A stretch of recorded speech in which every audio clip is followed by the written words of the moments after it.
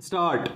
It be declared that plaintiff is entitled for worship and offering prayers without any interruption of the deity of Lord Ram installed at Ram Janmabhoomi, for which particulars are available at the foot of the plaint, and further defendant numbers 1 to 6 or their heirs, and defendant number 7 to 9 and defendant number 10 be restrained not to interfere in the aforesaid right of the plaintiff.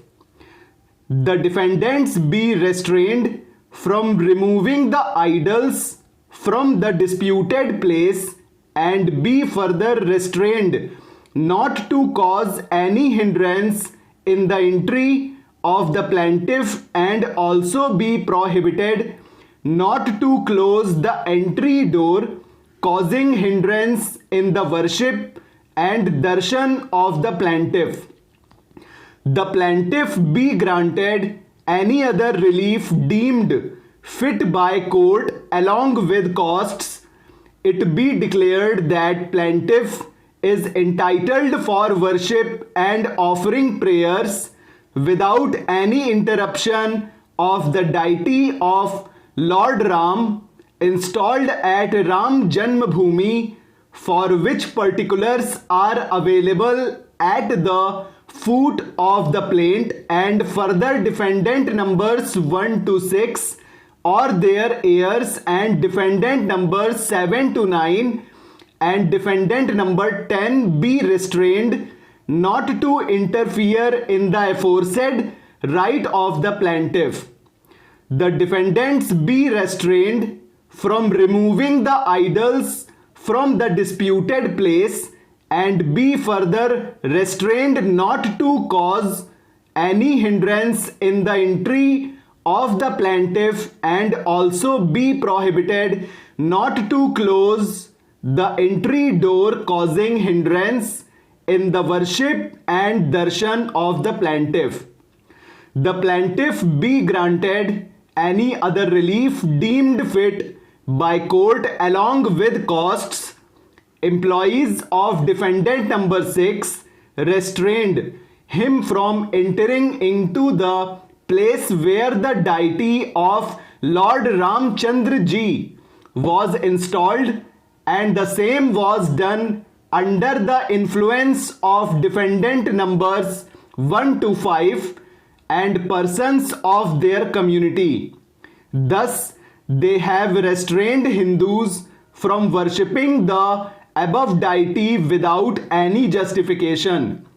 They have also declared that they would interfere in the prayers and worship of Hindus, which amounts to interference in religious rites illegally.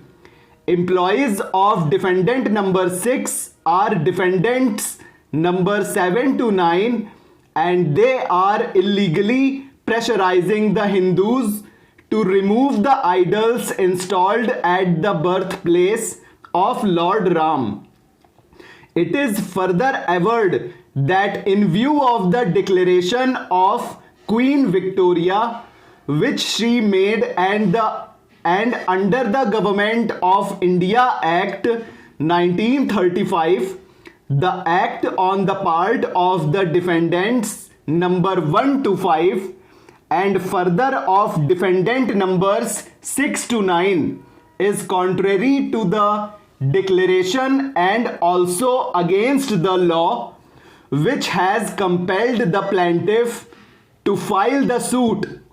The cause of action arose on 14.1.1950 within the jurisdiction of the court when the defendants interfered with the rights of the plaintiff and restrained him from discharging his various religious obligations. After the death of the plaintiff, his son is entitled to maintain the present suit. Defendant numbers 1 to 5 are also no more, and it is not necessary to implead his successors. Defendant number 10 has been arraigned in accordance with the directions of this court order dated 17.10.1988, and the relief has also been sought against him. Defendants number 1 to 5 have died. Plaintiff has not substituted any person on their place.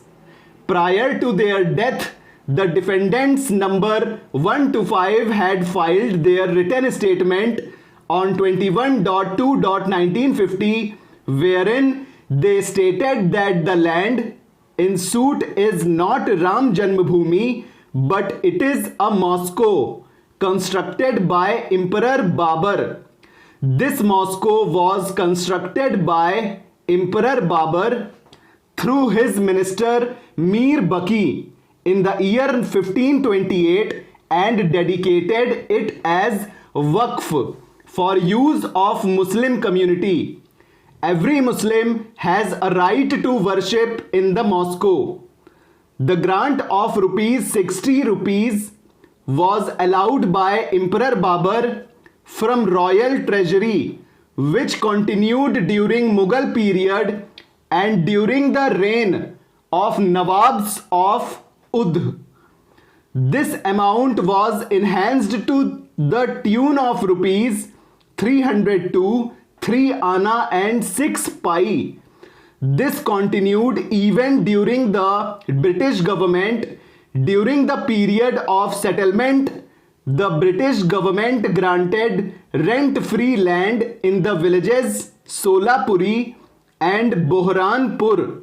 In the year 1985, Mahant Raghubar Das had filed a suit against Secretary of State for India in Council and Muhammad Asghar Mutwalli of Babri Mosque in the court of Sub-Judge Faizabad for the declaration of his title. A map was appended with the plaint wherein the mosque was clearly shown and was not denied, and only relief was sought regarding a platform.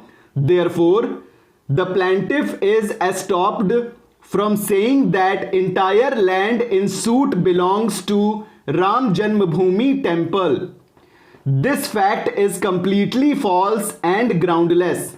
The sub-judge Faizabad had dismissed the suit on 24.12.1885. This verdict was upheld by appellate court, and the remark of sub-judge in favor of the plaintiff regarding title over the platform in suit. Full stop, over.